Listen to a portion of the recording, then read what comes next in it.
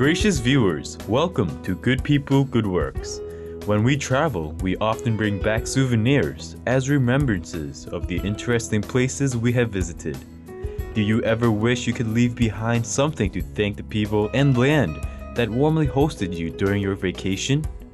On today's show, we would like to introduce Medicines Global, a unique non-profit organization that helps benevolent travelers give back to the communities they have visited. Janice Belson, Executive Director of Medicines Global, explains more about the organization. What if every adventure traveler became a courier of much-needed medical supplies to the far corners of the globe? What impact would that simple act of kindness and care have on the state of healthcare across the globe?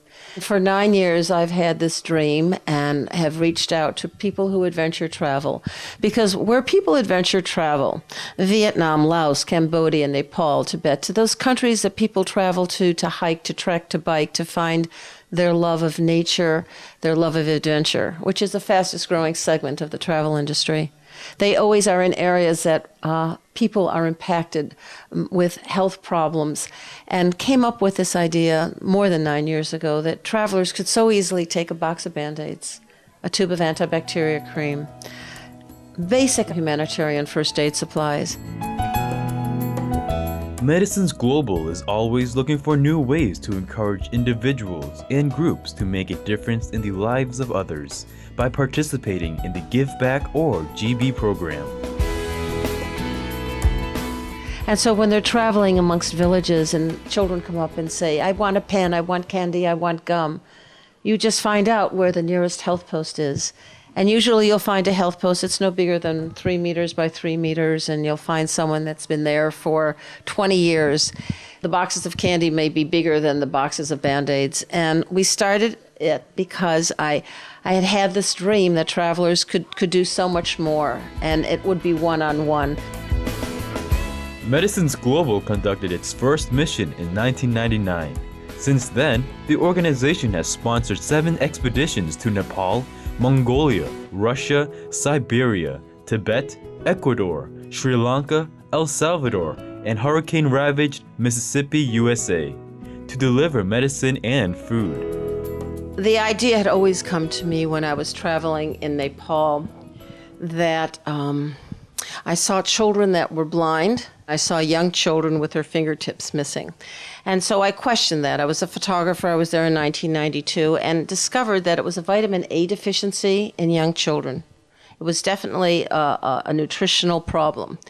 And the way to cure that nutritional problem was to take pharmaceutical-grade vitamin A. And that was through WHO. And when we went into Nepal 9 years ago, we took enough vitamin A for 3,000 children. We took enough medication to deliver to 3 hospitals. And that was just the beginning. We took with us a president of an outdoor company that was major, and we took our supplies, we took a doctor. And we were in Nepal and we were trekking and we went from village to village. And, a year later, I found us doing this again and taking other members of the outdoor industry. We have delivered on 18 different trips to Tibet, to Ecuador, to El Salvador. We do these trips that are high profile. We'll take an actor or a musician or a model, and we'll do it so that we gain some publicity. In addition to their humanitarianism work in remote and underdeveloped areas, in 2004, Medicines Global established the extended program, Medicines Global Outdoor Youth Ambassadors, or MGOYA, which recruits urban kids living in high-risk areas to unite their mission to bring aid to countries in need. Now we have the Medicines Global Outdoor Youth Ambassadors. And we created that so that we could get at-risk students, kids that were involved in the inner cities, where drive-by shootings were common. The school we walked into, they had 45 drive-by shootings, over 30 killings in 1 year, 3 years ago. So we walked into the school, we gave the kids cameras, we gave them nutrition from Whole Foods Market. I worked with them for 6 months and then was able to choose the students that first trip to go to Sri Lanka with supplies. Through this network, urban youth participate in outdoor activities such as hiking, climbing, and camping, while at the same time learning to care for the needy and help our less fortunate brothers and sisters around the world. You see kids losing fingers or people having scratched up feet and have to get amputated because they don't have the cream to stop the infection. And with these things, we can prevent them from getting the body parts amputated, and you can allow a kid to have a smile and be a kid. When Good People, Good Works returns, we'll follow the kids on one of their missions to the Himalayan region, where they discover the shocking evidence of global warming. Please stay tuned to Supreme Master Television.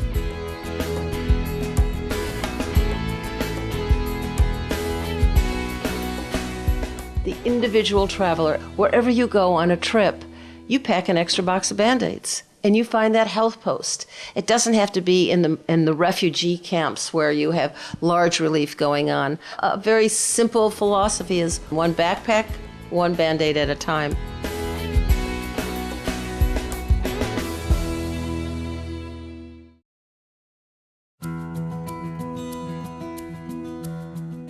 Welcome back to Good People, Good Works. Today's show features Medicines Global, a non-profit organization founded by Janice Belson. The group motivates adventurous travelers to donate medical supplies to countries afflicted with nutritional and health problems. In 2003, we were on the Annapurna Trail, and people were just beginning to talk about global warming very seriously. And we looked up at the high Himalayas, and I had recalled being in Nepal 10 years before when we went over the Dhaulagiri Glacier. Now, the Dhaulagiri Glacier is one of the most famous glaciers in Nepal, the Dhaulagiri mountain range. And the Dhaulagiri Glacier had been all the way down to the river. Recently, 4 outdoor youth ambassadors from Watts, California, USA participated in a medical supply delivery project in Nepal. The students participating in the work also witnessed further evidence of global warming during their journey through the mountains. They turned around and they looked at the high mountains, the Himalayas, the highest mountains on the planet that have always been snow-covered, always filled with snow.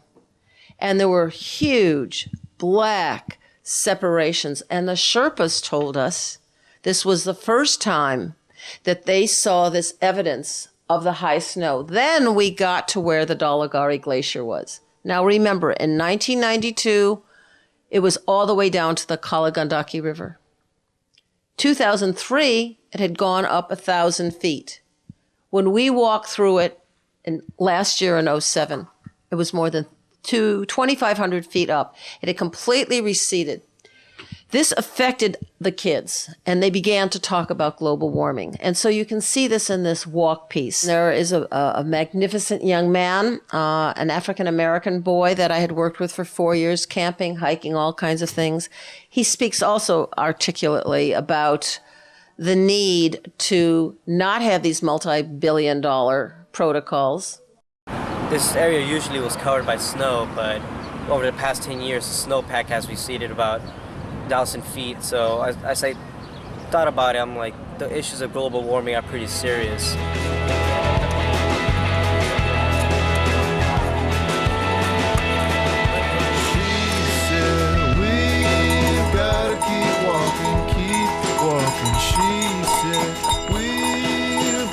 Keep walking on. She said, we've got to keep walking, keep walking. She said, we've got to keep walking on.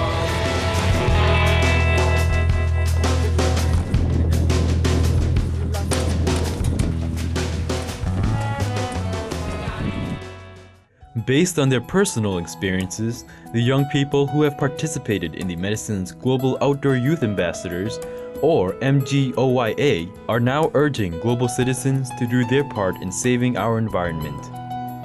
They have discovered that the most effective way to combat climate change is for individuals to begin to go green daily and on a personal level. So let's all please, let's go green. Let's do it for everybody in this world, not just ourselves. Let's not be selfish. If we can walk 12 miles through the mountains of Nepal, sometimes going up vertical paths. Is it really too much to ask to maybe walk to the mall instead of driving the 2 miles from our house? I mean, where everyone's thinking about these big protocols and these multi-billion-dollar ways to stop global warming, and yet we're overlooking the simplest things in the world, just walking to the store, walking to the mall. It doesn't take $1 billion to stop global warming if we would all just do our part. The United Nations has reported that meat production for human consumption emits more greenhouse gases than all transportation sectors combined.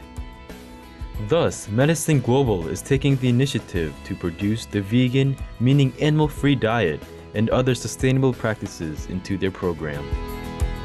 We will introduce the idea of be vegan, go green.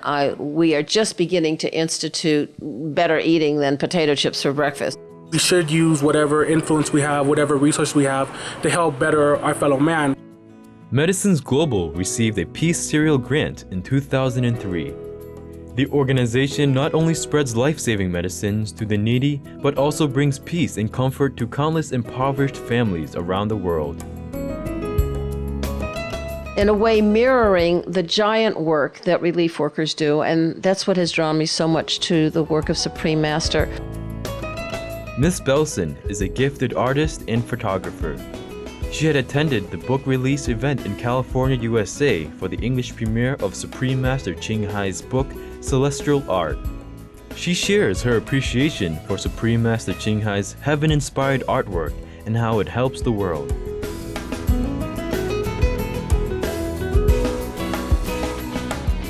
First of all, it was heart-opening.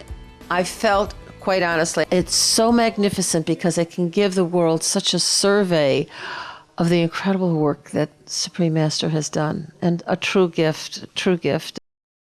I think no matter what art form you're in, the great art is when it's in balance and it's in harmony. It just sings, and all of her work does that. I feel I have my one element of photography, and I'd love to be able to really take my talent and make her work more evident to people. I mean, it's brilliant. I mean, you know, all of us as artists, I think that's a gift from God, and I think it's through art that we'll humanize our planet.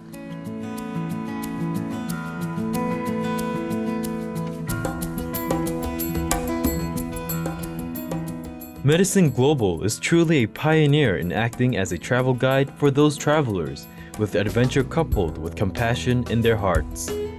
We all are adventure travelers, in our heart, in our spirit, where we go. What if every adventure traveler became a courier of much-needed medical supplies to the far corners of the earth? What impact would that simple act of kindness and care have on the state of healthcare across the globe? And I thank you, and thank you, Supreme Master. And I look forward to being with all of you that are so impassioned about the better things in life. And if we all work together and think of 7 generations from now, we can hold on to this precious earth. She said, we've got to keep walking. She said, we've got to keep walking on. We thank Miss Janice Belson and all involved with Medicines Global for their noble work in aiding the less fortunate around the world. May heaven bless these selfless endeavors with ever more success. Friendly viewers, thank you for joining us on today's Good People, Good Works. Our show airs every Sunday here on Supreme Master Television. Stay tuned for the world around us coming up next right after noteworthy news. May divine love grace your life with beauty and blessings.